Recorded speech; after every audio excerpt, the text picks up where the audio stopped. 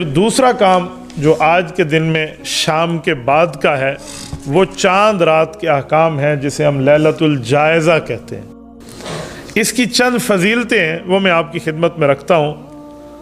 پہلی فضیلت ہے، حضرت ابو امامہ باہلی رضی اللہ عنہ صحابی ہیں، ان کا نام ہے سیدنا سدی ابن اجلان رضی اللہ عنہ۔ وہ ارشاد فرماتے ہیں، نبی پاک علیہ السلام نے فرمایا، یہ حدیث سنن ابن ماجہ میں امام ابن ماجہ رحمۃ اللہ علیہ نے ذکر فرمائی ہے، اور اس حدیث کا نمبر ہے 1772۔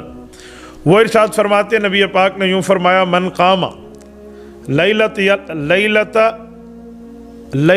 العیدین محتسبا للہ لم یمت قلبہ یوم تموت القلوب، او کما قال علیہ السلام، کہ جس شخص نے عید الفطر کی رات یا عید الاضحیٰ کی رات، یعنی اگلے دن عید ہے اس سے ایک رات پہلے، چاہے وہ عید الفطر ہو یا عید الاضحیٰ ہو، ان راتوں کو اجر اور ثواب کی امید رکھتے ہوئے قیام کیا، قیام کا معنی یعنی عبادت میں اس رات کا وقت گزار دیا، تو اس شخص کو انعام یہ ملے گا، قیامت کے دن جب لوگوں کے دل مردہ ہو جائیں گے تو اس کا دل زندہ رہے گا، یعنی قیامت کی تکلیف اور ہولناکی کے باوجود بھی اس کا دل زندہ رہے گا، یعنی اس پر وحشت غالب نہیں آئے گی۔ اچھا بھائی، چاند رات میں کیا عبادت کی فضیلت ہے؟ لیلۃ الجائزہ یعنی چاند رات کی شریعت میں کیا فضیلت ہے؟ اسامہ صاحب کراچی سے، اس پر میں مستقل بیان ایک کر چکا ہوں۔ دیکھیں، عید کی رات، بقرعید اور عید الفطر کی رات کے بارے میں کچھ احادیث ہیں جن میں آتا ہے اس کی رات میں بہت عبادت کی فضیلت ہے، لیکن ان میں سے کوئی بھی حدیث صحیح نہیں ہے، بلکہ انتہا درجے کی ضعیف حدیثیں ہیں۔ لیکن اب چونکہ کثرت سے ہیں تو بعض علماء اس طرف گئے ہیں کہ اتنی ساری حدیثیں درجہ حسن تک پہنچ جاتی ہیں، اور دوسری بات یہ کہ فضائل میں ضعیف حدیثیں بھی چلتی ہیں، تو اس لیے بہت سے علماء اس طرف گئے ہیں کہ بھئی اس رات میں عبادت کرنی چاہیے، عید کی رات اور بقرعید کی رات میں یہ فضیلت کی رات ہے۔ لیکن بعض محققین اس طرف گئے ہیں کہ ایک تو روایتوں میں ذوف بہت زیادہ ہے، دوسرا وہ قیاس کے بھی خلاف ہیں۔ قیاس کے خلاف اس لیے ہیں کہ دیکھیں، شریعت کا ایک حکم، شریعت کا ایک مزاج یہ ہے کہ جیسے ہی سورج غروب ہوتا ہے، اسلام کہتا ہے افطار میں جلدی کرو، کیوں؟ کہ اب روزے کا ٹائم ختم ہو گیا۔ اسی طرح جیسے ہی چاند نظر آیا، تراویح ختم، کیونکہ رمضان کے حکام جو تھے وہ ختم۔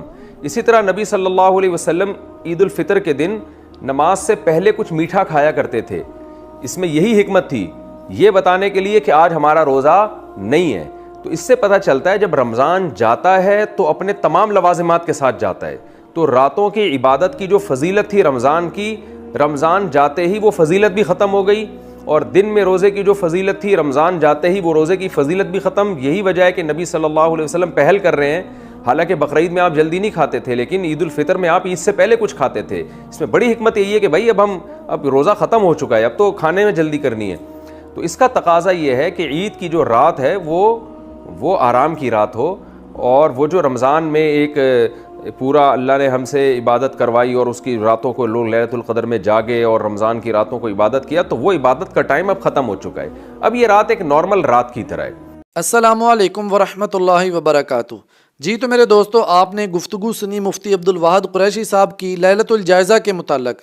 انہوں نے بات کو گول کرنے کی کوشش کی ہے، لیکن مفتی طارق مسعود صاحب نے بات کو کھول کے بیان کیا ہے کہ جتنی بھی لیلۃ الجائزہ کے متعلق عبادت کی حدیثیں ملتی ہیں وہ ساری کی ساری سند کے اعتبار سے انتہائی درجے کی کمزور ہیں۔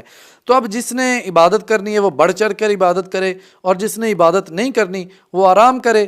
اب ہمارے اندر کیا رواج ہو گیا ہے، یہ کہیں بھی نہیں لکھا، یہ کسی کتاب میں نہیں لکھا، یا جو ہے وہ بعد میں مولویوں نے اپنی اپنی کتابیں لکھی ہیں، ان کتابوں میں بھی نہیں لکھا کہ چاند رات کو جا کے آپ نے شاپنگ کرنی ہے۔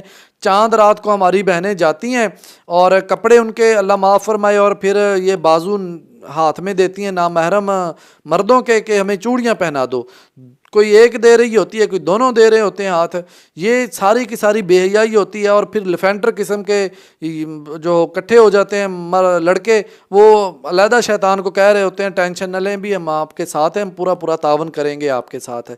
تو جو مطلب شیطان ایک مہینہ رہا ہوتا ہے اندر جیل میں، یا جو ہے وہ قید میں خانے میں رہا ہوتا ہے، وہ ایک رات میں ساری نیکیاں جو ہے وہ برباد کروا دیتا ہے ہماری یہاں۔